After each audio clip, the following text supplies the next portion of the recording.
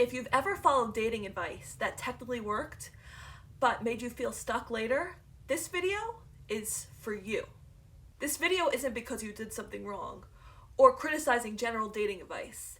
It's about something much quieter. Most advice doesn't fail because it's bad dating advice. It fails because it trains you to do something without you realizing it. And once you see it, you can't unsee it. There's a piece of dating advice that almost everyone has heard. It sounds empowering, it sounds thoughtful, and it sounds correct.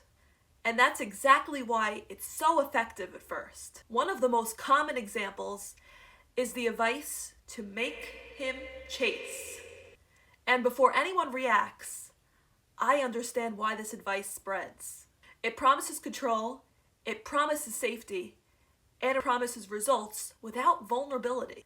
It feels strategic, not emotional, which is why it feels responsible. But here's a piece of advice no one ever stops to consider. Every piece of dating advice trains something. Not your behavior, but your identity. And this advice doesn't train connection. What it trains is distance. Here's what it looks like in real life. You wait around to respond. Not because you're busy, but because you want to measure the impact. Pulling back instead of saying exactly what you want.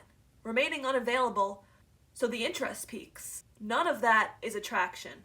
It's actually momentum. And momentum always ends. The chaos stops.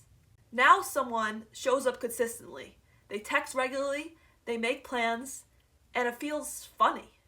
Not because something is wrong, but because the dynamic changed. Chasing and staying are two completely different skills, and nothing was built to support the second one. Advice that focuses on control creates short-term excitement. Advice that focuses on alignment creates stability. If something requires you to perform, withhold, or disappear in order to be valuable, this advice is not empowering. Advice doesn't just shape dating outcomes.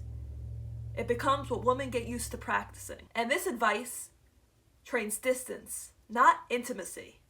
And that's the part no one talks about.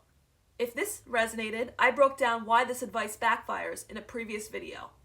It gives the full context. Subscribe if you want the rest of the series.